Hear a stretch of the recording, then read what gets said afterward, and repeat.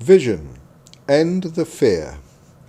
I have chosen a stand that will likely engage me the rest of my life. It isn't simply end the fear, but that is certainly a part of it. For 40 years now, I have naturally engaged whenever people espouse what I consider to be unbalanced or unfair positions. I may be a slow learner, but in my terms today, I'd say that I was engaged in countering agendas, looking for a neutral point where discussion could be fair, courteous and balanced. To anyone in an agenda, of course, that looks like being against them, the enemy, and it's disturbing just how easily that attracts ire and deeply emotive attacks online.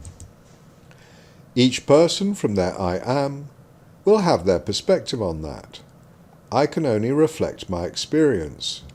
What I will say, though, is that it's time to end the fear. That's not quite the entirety of my position, but it's a key component.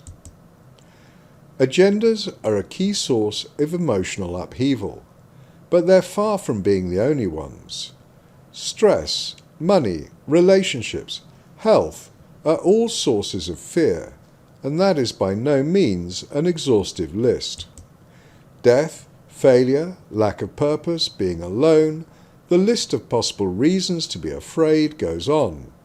Safety, travel, personal injury, dark alleys, phobias. Anyone attempting to end all fear would have to be an idiot. But should we not try and do our best? And if we are trying to move people away from fear, which of course is going to involve ultimately their own participation and discovery, what are we moving towards? Joy might be a good candidate. In the human realm, I might indeed choose joy as a goal or success or happiness. But we are all aware of a further dimension to our lives, even if our position is that there is no such dimension. We all have a position on the question, why are we here? Or is there life after death? Or are we part of something bigger? I have my own perspective based on my own experience, and I may share that perspective, but there is no Church of Andrew, nor do I see value in framing it as an agenda, heaven forbid, so to speak. From I am, I cherish your right to choose your own perspective. I hope you'll grant me the freedom to let slip my own perspective, which may be of interest to some, of no interest to others. In the context of ending fear, or as I put it, bringing a little more light, a little less fear, into people's lives and the world, I'm naturally going to be discussing a lot of down-to-earth topics such as health, wealth, relationships, and others.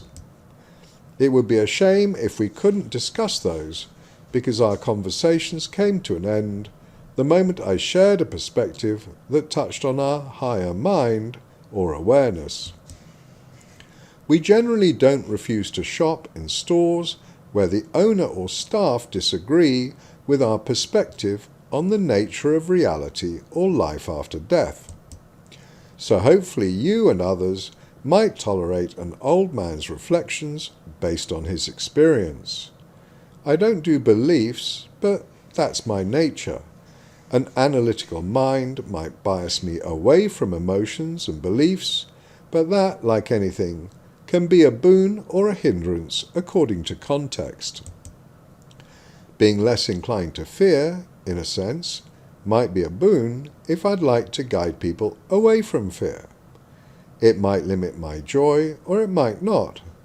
But if a portion of what I share is of interest and relevant, then I'll be glad that you find it so. If you're so inclined, feel free to get in touch. Andrew@amather.com should reach me.